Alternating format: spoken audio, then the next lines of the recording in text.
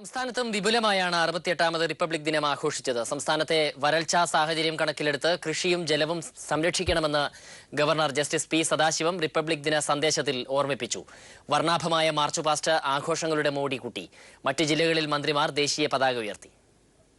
Thiruvananthapuram central സ്റ്റേഡിയത്തിൽ governor justice P Sadasivam ദേശീയ പതാക ഉയർത്തിയതോടെയാണ് സംസ്ഥാനത്ത് 68ാമത് റിപ്പബ്ലിക് ദിന ആഘോഷ പരിപാടികൾക്ക് തുടക്കമായത്. സംസ്ഥാനത്തെ വരൾച്ചാ സാഹചര്യം കണക്കിലെടുത്ത് കൃഷിയും ജലവും സംരക്ഷിക്കണമെന്ന് ഗവർണർ പി സദാശിവം റിപ്പബ്ലിക് ദിന സന്ദേശത്തിൽ ഓർമ്മിപ്പിച്ചു.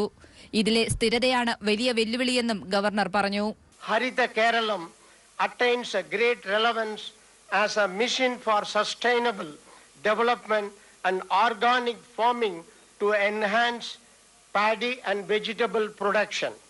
This rejuvenation package for agriculture is very significant, especially in the context of all districts in Kerala being drought affected. On this Republic Day, each one of us should pledge to grow at least 2 varieties of vegetables in our homes and to preserve water considering the drought situation. തുടർന്ന് governor പരേഡിന് അഭിവാദ്യം സ്വീകരിച്ചു. ഭാരതീയ കരസേന, വ്യോമസേന, BSF, CRPF, India reserve battalion തുടങ്ങിയ സായുധ സേനാ വിഭാഗങ്ങളും NCC, student police cadet, Bharat scout and guide, അശ്വാരൂഢ സേന, ആദ്യമായി സംസ്ഥാന പോലീസിന്റെ ശ്വാനസേന തുടങ്ങിയ നിരായുധ സേനാ വിഭാഗങ്ങളും പരേഡിൽ അണിനിരന്നു. മുഖ്യമന്ത്രി പിണറായി വിജയൻ, മന്ത്രി കെ രാജു, മറ്റ് MLA മാർ, ഉന്നത പോലീസ് ഉദ്യോഗസ്ഥർ തുടങ്ങിയവരും ചടങ്ങിൽ പങ്കെടുത്തു. മറ്റ് ജില്ലാ കേന്ദ്രങ്ങളിൽ അതാത് മന്ത്രിമാർ ദേശീയ പതാക ഉയർത്തി പരേഡിൽ സല്യൂട്ട് സ്വീകരിച്ചു.